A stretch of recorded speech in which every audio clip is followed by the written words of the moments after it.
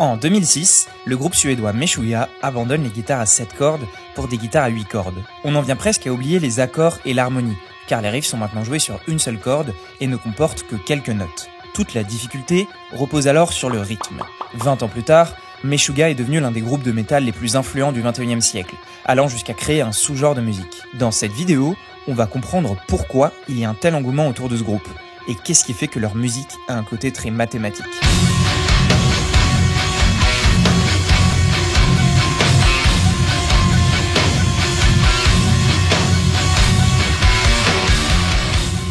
Depuis que j'ai commencé à faire des vidéos de vulgarisation, je me suis toujours dit qu'il fallait que je fasse une analyse de Meshuggah.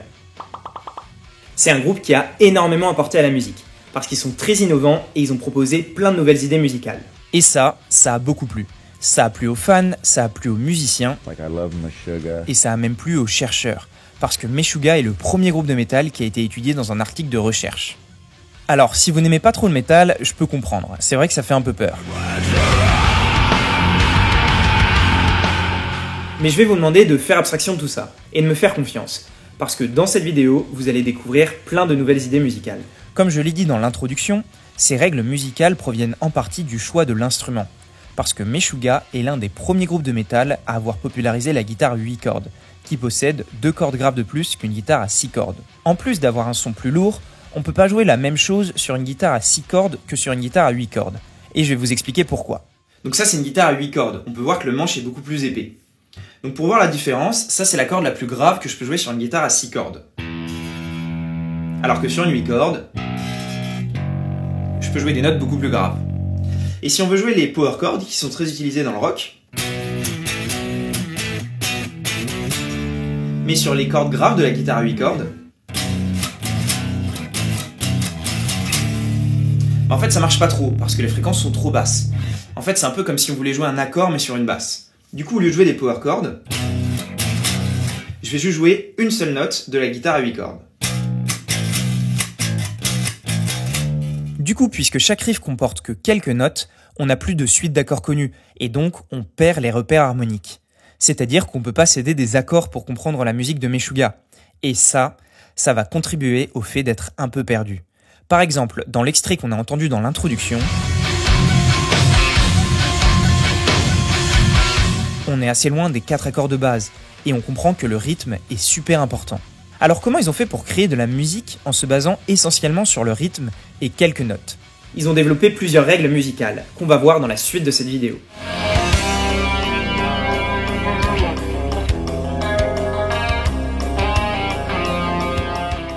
Alors on va commencer par le plus important. La règle qu'on va voir est fondamentale pour Meshuggah, c'est-à-dire qu'elle est appliquée dans quasiment tous leurs morceaux. Dans cette vidéo, on va l'appeler la règle du réalignement forcé, et on peut la résumer comme ça. Les guitares et la basse vont jouer un motif d'une durée irrégulière, c'est-à-dire qui n'est pas divisible par 4, par exemple 7, 19, 11, 23, etc. Et au bout de 4, 8 ou 16 mesures, ce motif va être coupé. Donc on force les guitares et la basse à être réalignées au bout de 4, 8 ou 16 mesures, d'où le nom de la règle de réalignement forcé. Par exemple, si j'ai un motif de 7 croches et que je veux être réaligné au bout de 4 mesures, donc au bout de 32 croches, je fais une division euclidienne avec 32 qui est égal à 7 fois 4 plus 4, donc je vais pouvoir jouer 4 fois le motif et la 5e fois, je vais devoir le couper pour être réaligné.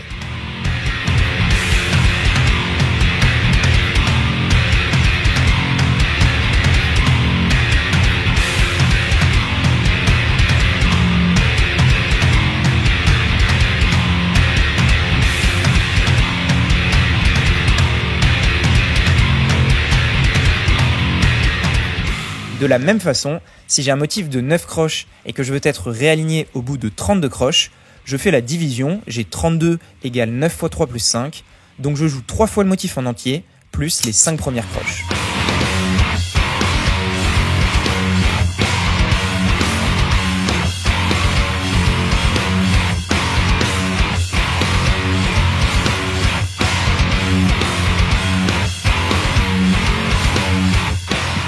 Et ça marche avec plein d'autres nombres. Voilà ce que ça donne avec un motif de 11 croches réaligné au bout de 8 mesures.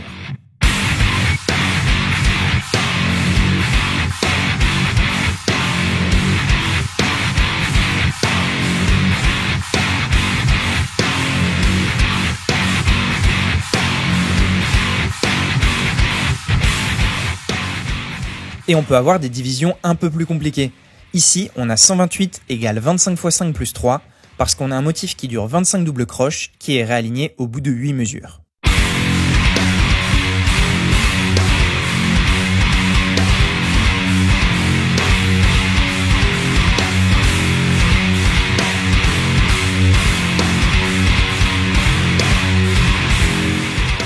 Dans cet exemple, la batterie joue un motif de 4 temps, parce qu'à chaque fois, on peut entendre la caisse claire sur le 3e temps.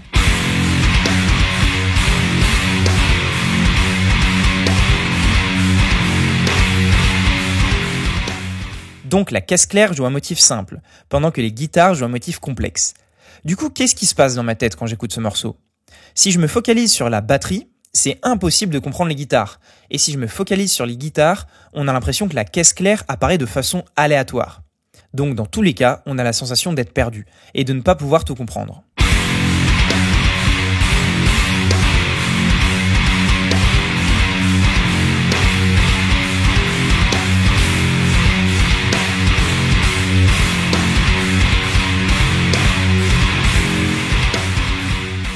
Ça, c'est parce qu'on ne peut pas entendre deux métriques différentes. Il y a même un chercheur qui a étudié le fait qu'on pouvait entendre qu'une seule métrique à la fois. Donc on peut entendre le motif de la guitare ou de la batterie, mais pas les deux en même temps. Et ça, Meshuggah l'ont bien compris, parce qu'ils ont combiné un motif complexe à la guitare avec un motif de 4 temps à la batterie dans énormément de morceaux.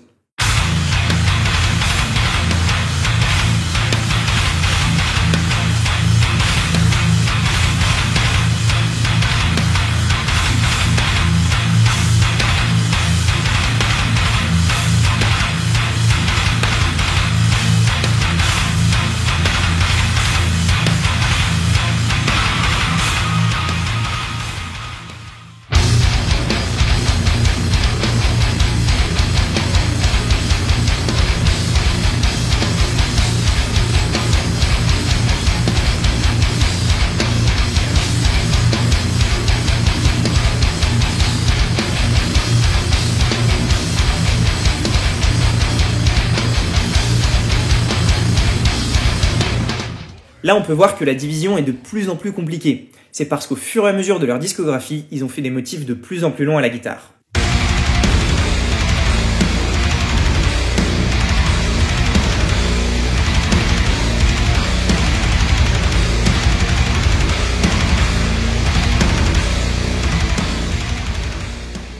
Ce qu'il faut bien comprendre, c'est que ce n'est pas juste de la polyrythmie, parce que le dernier motif est coupé. D'ailleurs, on peut se demander pourquoi ils coupent le motif. Déjà, il y a une certaine satisfaction quand on se réaligne, parce que tout repart à zéro. Le problème, c'est qu'ici, si on veut que les deux motifs se réalignent naturellement, ça prendrait trop de temps. En plus, le fait de se réaligner au bout de 4, 8 ou 16 mesures, ça permet de garder un côté un petit peu familier, parce que dans la musique qu'on a l'habitude d'écouter, les sections durent 4, 8 ou 16 mesures. Alors, vous venez de comprendre la règle de base de Meshuggah, qui est appliquée dans quasiment tous leurs morceaux. On dirait pas comme ça, mais c'est quelque chose d'assez révolutionnaire. Ça a inspiré plein d'autres musiciens. Ce qui est marrant, c'est que ça a même inspiré des musiciens de jazz. Par exemple, Tigran Amassian a déclaré ouvertement qu'il avait été inspiré par Meshuggah. Il a même composé un morceau à la frontière du jazz et du métal, qui est entièrement basé sur la règle de Meshuggah.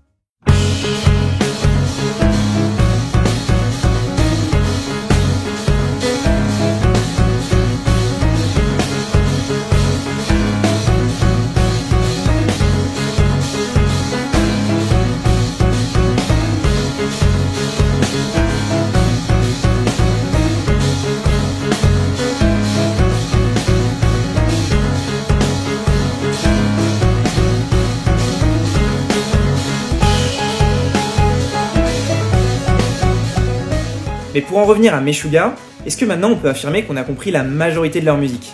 Bah pas vraiment, parce que vous allez voir qu'ils ont proposé plein d'autres idées musicales.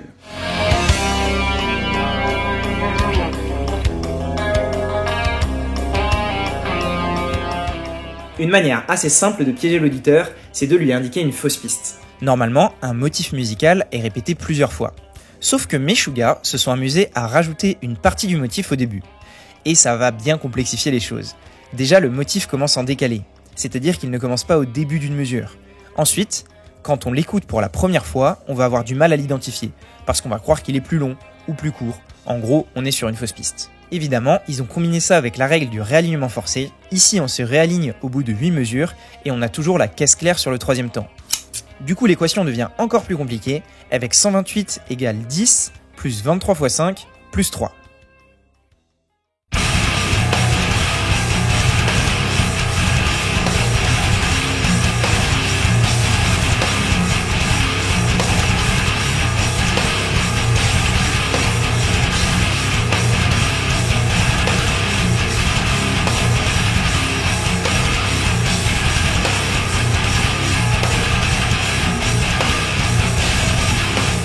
Ils ont aussi fait ça dans d'autres morceaux. Par exemple, dans Pravus, ils ont rajouté 2 temps au début, toujours dans le but de brouiller les pistes et de surprendre l'auditeur.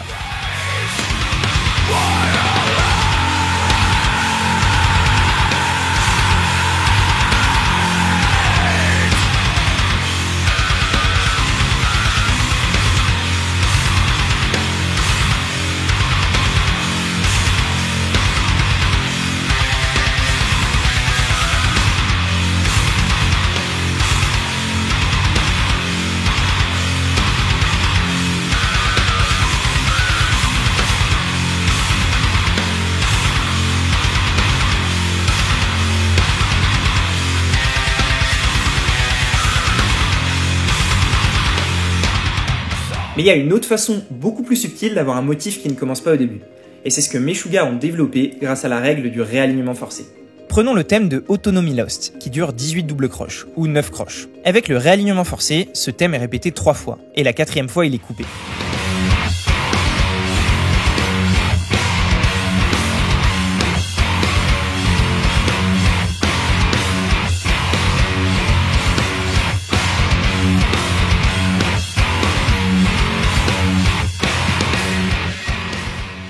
Ça, c'est Autonomy Lost, qui dure 1 minute 30. C'est le premier morceau de l'album Catch 33. Dans le deuxième morceau, il se passe quelque chose d'absolument génial. Ils introduisent un nouveau motif qui commence exactement là où l'ancien se termine avec le réalignement forcé. Du coup, le nouveau motif peut être vu comme une rotation dans le cercle de l'ancien motif. Et le fait de commencer là où l'ancien motif se termine permet de faire une transition beaucoup plus fluide.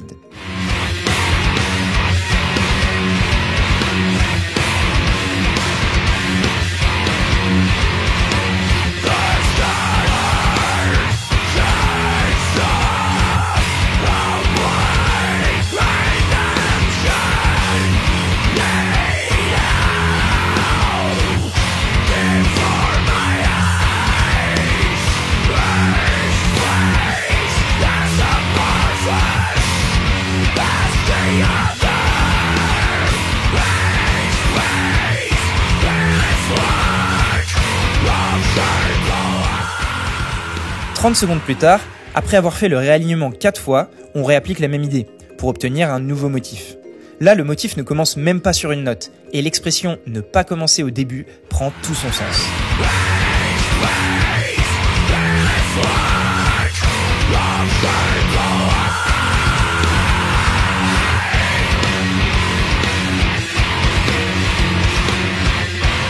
On a une autre équation, parce qu'on est réaligné au bout de 16 mesures et pas 4 mesures. Et on continue le processus, car le troisième morceau de l'album commence exactement là où le deuxième morceau se finit avec le découpage du réalignement forcé.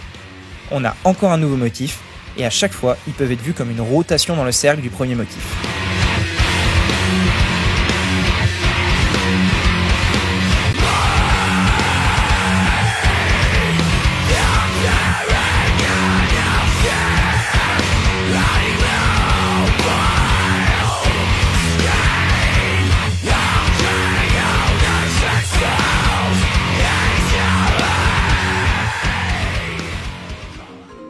Alors ça, c'est une manière très intéressante de générer des nouveaux motifs à partir d'un matériel de base. Là, dans ces 3 exemples, tout est fabriqué à partir d'un seul motif, qui dure environ 2 secondes. Et c'est avec la règle du réalignement forcé et cette idée de commencer des motifs là où les anciens se terminent qu'on peut obtenir toutes ces variations musicales. Et évidemment, il y a d'autres morceaux où ils ont appliqué cette idée de commencer les nouveaux motifs là où les anciens se terminent. Dans Do Not Look Down, la première moitié du morceau est basée sur le même rythme. Les notes vont changer toutes les 8 ou 16 mesures, mais le rythme va rester le même. Ce qui est intéressant, c'est que ce rythme n'est jamais coupé, et puisque la durée c'est 17 et qu'on change les notes au bout de 8 ou 16 mesures, on va jamais commencer au même endroit.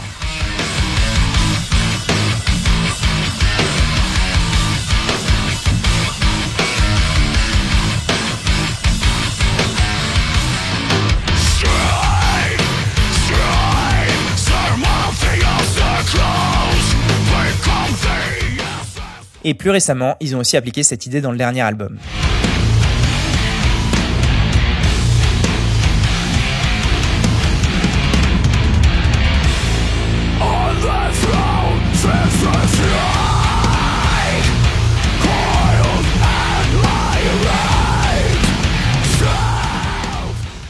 Donc Meshuggah ont proposé plusieurs idées pour qu'on ait l'impression qu'un motif ne commence pas au début. Tout d'abord, on peut rajouter une partie du motif au début, qui va nous indiquer une fausse piste. Et on peut aussi commencer le nouveau motif là où l'ancien se termine, parce qu'il est coupé avec la règle du réalignement forcé.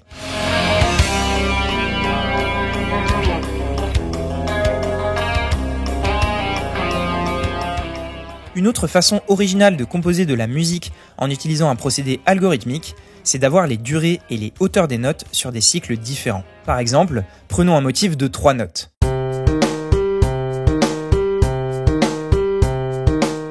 Dans ce cas-là, tout est normal. On a 3 durées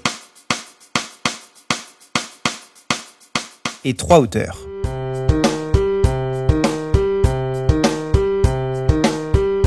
Donc les deux cycles sont de même longueur, ce qui est assez logique. Mais qu'est-ce qui se passe si je décide d'avoir 4 durées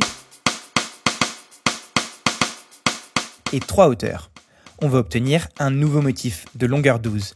Pour les matheux que ça intéresse, la longueur du nouveau motif sera le ppcm de la longueur des deux motifs de base.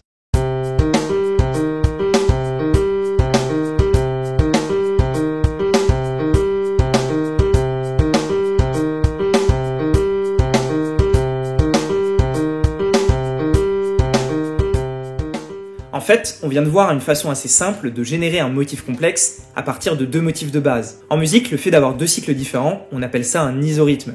Ça a d'abord été utilisé dans la musique classique, mais si je vous parle de ça, c'est parce que Meshuggah ont utilisé cette idée dans plusieurs morceaux.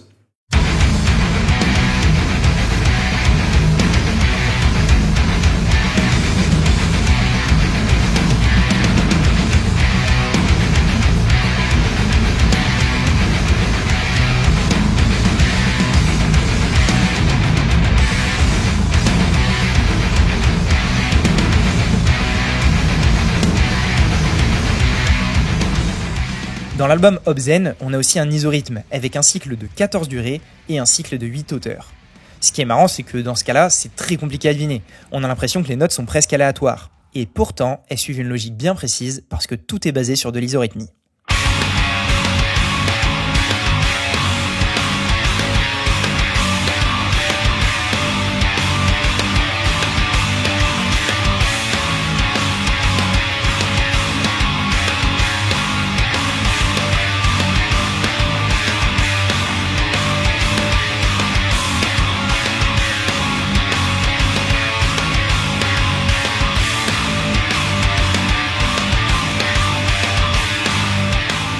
Et Meshuggah se sont pas arrêtés là. Ils ont aussi développé l'idée d'avoir des quasi-isorhythmes. Par exemple, dans Sum, on a un cycle fixe, qui est le cycle des durées, alors que le cycle des hauteurs varie de temps en temps.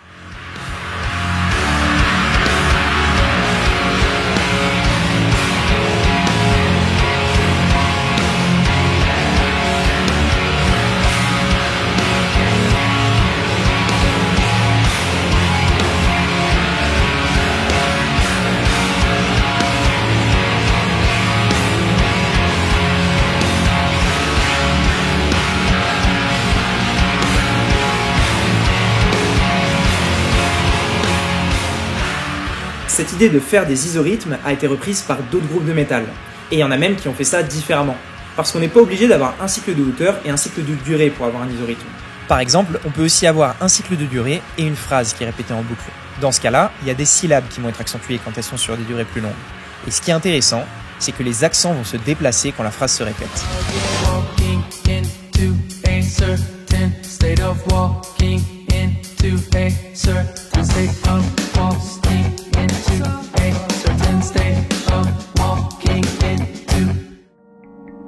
I wish I could have been somebody. I wish I could have been somebody. I wish I could have been somebody. I wish I could have been somebody. I wish I could have been somebody. I wish I could have been somebody. I wish I could have been somebody. I wish I